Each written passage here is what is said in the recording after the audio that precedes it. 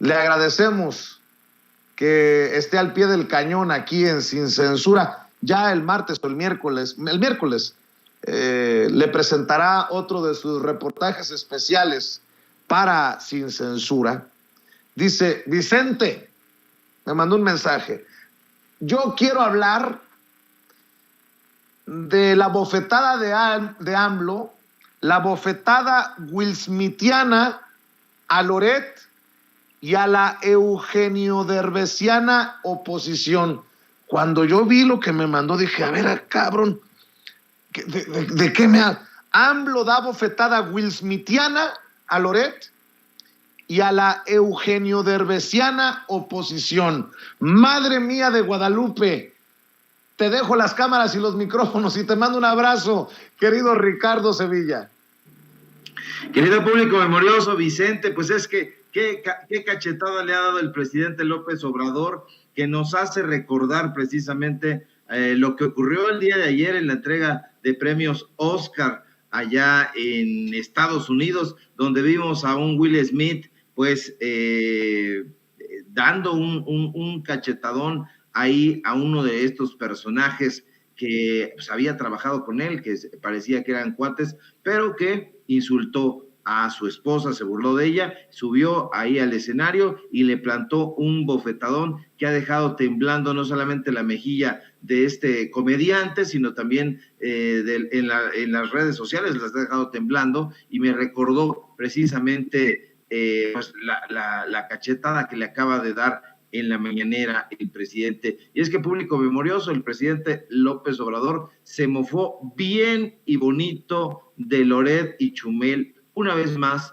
por llamar a especular con el dólar tras su triunfo electoral contundente en 2018. Eso hay que decirlo, contundente, aunque quieran escatimarle. Y hoy, durante la mañanera, el primer mandatario de México, aunque le duela a la oposición, porque dicen, no es mi presidente, algunos, sí lo es constitucionalmente el presidente de la República Mexicana, y López Obrador exhibió 2 tuits, uno del presentador de noticias Carlos Loret de Mola y otro del comediante Chumel Torres, publicados en 2018 tras la elección presidencial que llevó a la victoria democrática al actual presidente de la República. Y ambos personajes, Vicente, tanto Lord Montajes como el influencer, conminaban en ese momento a la gente a comprar dólares ante lo que ellos aseguraban podría ser una inminente devaluación. Hay que recordar, público memorioso, que entonces el dólar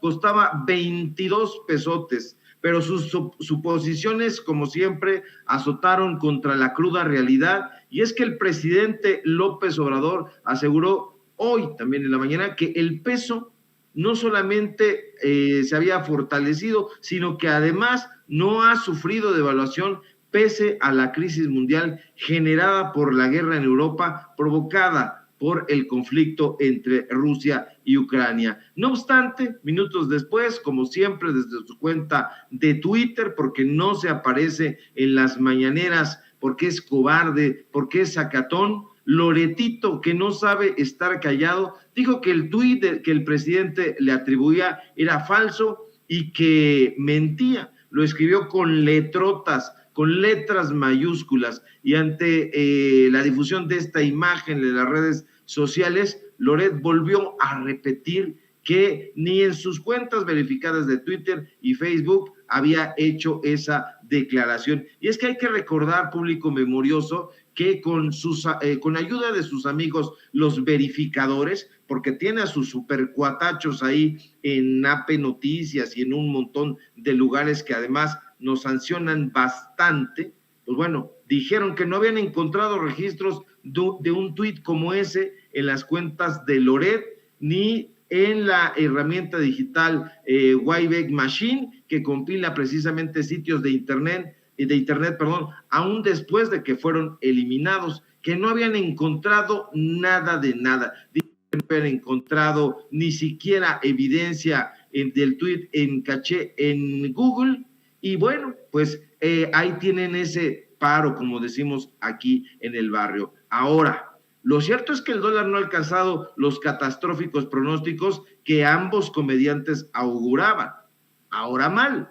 Hay que recordar, público memorioso, que durante la contienda de 2018, los opositores de López Obrador utilizaron esto como caballito de batalla para atizar esa campaña sucia en contra del entonces aspirante López Obrador. Una y otra vez lo acusaron de impulsar proyectos que afectarían a la economía del país. No ha sucedido nada de eso. De hecho, de acuerdo con el índice de precios del dólar del Banco de México, no lo que dice Loret, no lo que dice Chumelito, sino los precios. El índice de precios del dólar de Banjico, que está disponible en internet, o sea que chequenlo ahí, por favor, público memorioso, ustedes lo van a hacer, no lo va a hacer Loret, no lo va a hacer Chumel, pero ustedes sí, se darán cuenta que la divisa estadounidense se vende este día, 28 de marzo de 2022, en operaciones interbancarias a un precio máximo de 20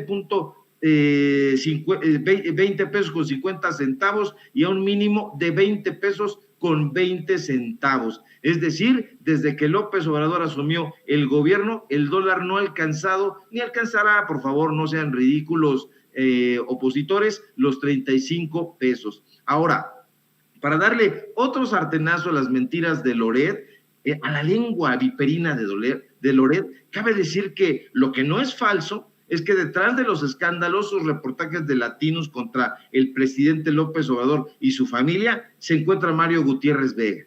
Nosotros ya lo dijimos, ya lo reportamos, ya hicimos esta investigación especial donde lo desnudamos. Lo que no podrá desmentir nunca Loret es que este reportero emanado de las filas de Reforma, colaborador de Loretito desde 2009, y que durante los sexenios de Peña Nieto y Calderón recibió cuantiosos apoyos económicos del IMCINE y de Conaculta, es su ghostwriter. Eso no lo va a poder desmentir. Lo que tampoco podrá desmentir es que Mario Gutiérrez Vega es su mano derecha, personaje que, de acuerdo a lo que nosotros en ese momento investigamos, es el encargado de hacer el trabajo sucio de Loretito. Es el personaje que está detrás, digamos que detrás de la pluma de Loret, si es que acaso sabe empuñar una pluma, está la mano de Gutiérrez Vega. Lo que no podrá tampoco desmentir Loretito es que la palabra del periodista Raúl Olmos,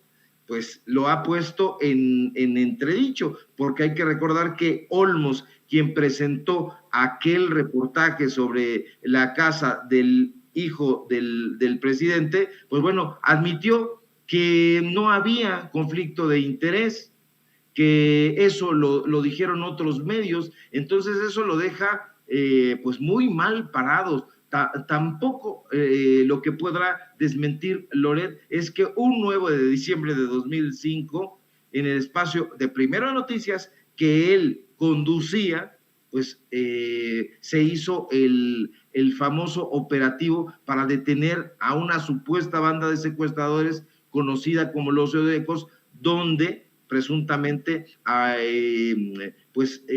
estaría Florence Cassans y el mexicano Israel Vallarta, y que resultó todo un montaje. Lo que tampoco podrá desmentir Loretito es que antes de escapar de la justicia mexicana por acusaciones de desvío de recursos, el exgobernador narcotraficante Javier Duarte, exgobernador de Veracruz, le dio una entrevista a Loretito donde afirmó que enfrentaría los señalamientos en su contra, por lo que pediría licencia para ello. Y ese mismo día, pues el exgobernador priista desapareció de la escena pública y se le fue a encontrar en Guatemala. Eso es lo que significa Loret. No puede venir a decir que ese tuit es una mentira. No puede decir que se le están adjudicando cosas que no son. Es Lord Montajes, es el personaje que inventó a una niña de cuento extraviada en el Repsamen. No, no existió nunca Frida Sofía. Lo que tampoco podrá desmentir, querido Vicente, es que pues tiene un montón de casas millonarias. Tan solo una de esas casas supera los 48 millones de pesos. O sea, las casas de Loret en conjunto suman casi 100 millones de pesos. Eso no lo podrá desmentir y precisamente por eso me refería yo, querido Vicente, público memorioso, a que el presidente López Obrador le había dado una soberbia bofetada wilsmintiana a Loret, a Chumel, y de paso a la Eugenio Derbezasiana oposición, porque ya ves que ahora Pascal acaba de escribir hace ratito, ya felicitó el presidente López Obrador a Derbez, pero si él no podía, Vicente,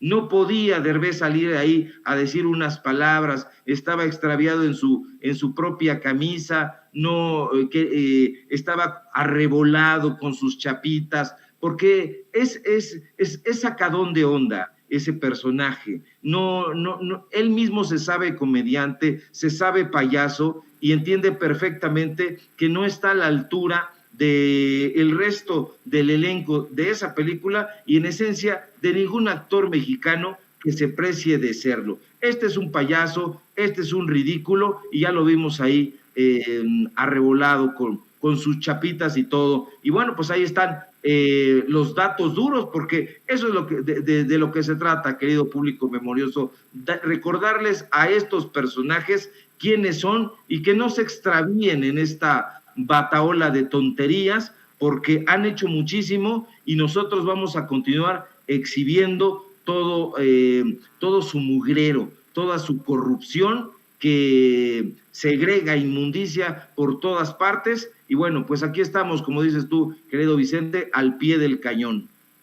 Oye, dame tu opinión, quiero escuchar tu opinión, Ricardo, sobre esto que anuncia con bombo y platillos el PAN, Marco Cortés y hasta la propia Lili Téllez. Acción Nacional publica un tuit con la misma fotografía. La senadora Lili Téllez anunció su decisión de afiliarse a nuestro partido. En equipo trabajaremos para ser la mejor alternativa, defenderemos nuestros valores y construiremos un mejor México para todas y todos. Luego, Marco Cortés en su cuenta escribe, el presidente del PAN, con la misma fotografía. Bienvenida Lili Téllez, me da mucho gusto tu decisión de afiliarte a Acción Nacional. Reconozco tu trabajo, tu compromiso con nuestros ideales y sé que juntos vamos a seguir defendiendo a México.